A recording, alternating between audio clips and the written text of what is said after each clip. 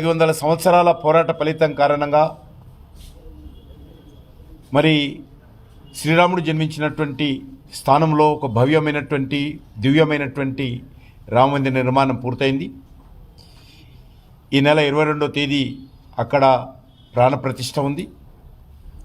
ఈ సందర్భంగా దేశంలో ప్రపంచంలో ఉన్నటువంటి హిందువులందరూ కూడా ఎంతో ఆనంద ఉత్సవాలతో ఈ యొక్క కార్యక్రమం కోసం ఎదురు చూస్తూ ఉన్నారు. ఈ యొక్క 15 రోజుల పాటు కూడా అనేక రకాల కార్యక్రమాలు కూడా దేశమంతా నిర్వహిస్తూ ఉన్నాం.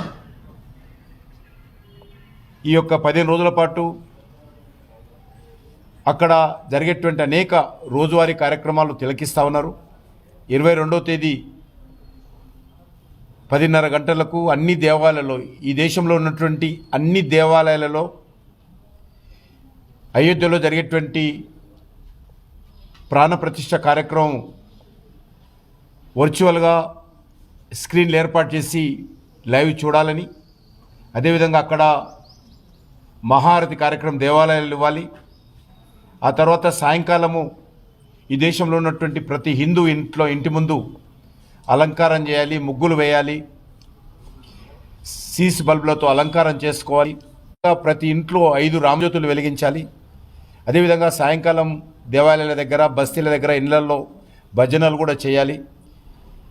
ఎందుకంటే సామాన్య పోరాటం కాదు, వేలాది మంది అమరవీరులైనటువంటి పోరాటము, 500 సంవత్సరాల పోరాటము. అక్రమంగా విదేశీయులు దాడి చేసి భారతదేశం యొక్క అస్తిత్వాన్ని, భారతదేశం యొక్క విశ్వాసాన్ని దెబ్బతీసే విధంగా మరి దేవాలయాన్ని ధ్వంసం చేసి మరి అక్కడ పరాయి కట్టడం జరిగింది. దాన్ని ఈరోజు మరి ఆ యొక్క మచ్చను రూపుమాపుకునేటువంటి భవ్యమైనటువంటి దివ్యమైనటువంటి మరి సుదినము ఈ యొక్క జనవరి 22. ఆ కార్యక్రమంలో ప్రతి ఒక్కరు కూడా పాల్గొనాల్సిందిగా మనవి చేస్తా ఉన్నాను.